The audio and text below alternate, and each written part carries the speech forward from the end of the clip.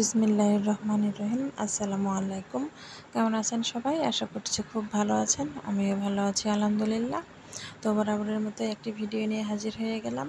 হ্যাঁ, আর এটা হচ্ছে ঈদের দিনের ভিডিও।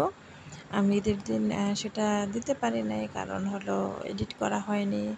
আর যেহেতু বাসায় অনেক গেস্ট ছিল, ঝামেলা ছিল, আসলেও ফোন হাতে নেওয়ারই টাইম ছিল না, সেজন্য আর এডিট করে সেটা আপলোড করতে পারি নাই।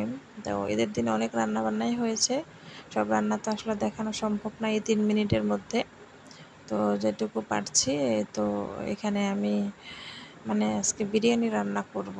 তো তারই প্রসেসিং চলতেছে। এই যে পেঁয়াজ দিয়ে দিয়েছি, কিছু গরম মশলা দিয়ে দিয়েছি। আর বিরিয়ানির মাংসটা রান্না দেখাতে পারবো না, এখন এই যে পোলাওটা রান্না করব সেটা দেখাবো, বিরিয়ানির আর কি কীভাবে করব। তো আমি এই যে গরম মশলা পেঁয়াজ ভেজে দিলাম। আর এই যে আমি পোলার চালগুলো আগে ধুয়ে রেখেছিলাম সেগুলো দিয়ে দিলাম। আমি এখানে আদা রসুন বাটা দেব, আর অন্য কোনো কিছু দেব না। তো আমি এগুলো খুব ভালো করে ভেজে নেব আর কি। আর আমি বিরিয়ানিতে আমি কিশমিশ ইউজ করি, তো সেটাও দিব আর কি পরে। তো এখন এই যে ভালো করে ভেজে নিচ্ছি। এই চালটা যত ভালো করে ভাজা হবে আপনার বিরিয়ানিটা তত বেশি ঝরঝরে হবে। হ্যাঁ, বিরিয়ানিটা খেতে বেশ ভালো হয়েছিল। যারা যারা খেয়েছে সবাই খুব প্রশংসা করেছে।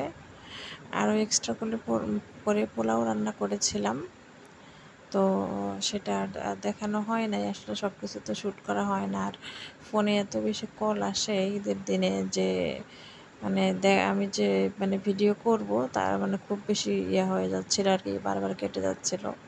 তো আমি এই যে পোলাও চালগুলো ভেজে ভালো করে পানি দিয়ে দিয়েছি যতটুকু দরকার। তারপরে যে আগে বিরিয়ানির মশলা দিয়ে মাংস রান্না করে রেখেছিলাম আমি সেটা দিয়ে দিলাম। এখন আমি ভালো করে এগুলো মিক্স করে নেব।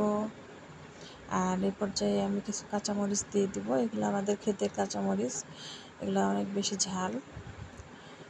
তো আমি এখন এই যে কিছু পরিমাণ কিশমিশ দিয়ে দিব, আগেই বলেছিলাম কিশমিশ দিব। বিরিয়ানিটা খেতে কিন্তু বেশ মজা হয়েছিল। আমি লাস্টে চিনি দিব, আর হচ্ছে 2 চামচ মতো ঘি দিয়ে দিব। এই কড়াইটা কিন্তু অনেকটাই বড়, আমার এত বড় কড়াই আমার কিন্তু নাই আমার বাসায়। তো এটা আমার শাশুড়ির কড়াই, বেশ বড়।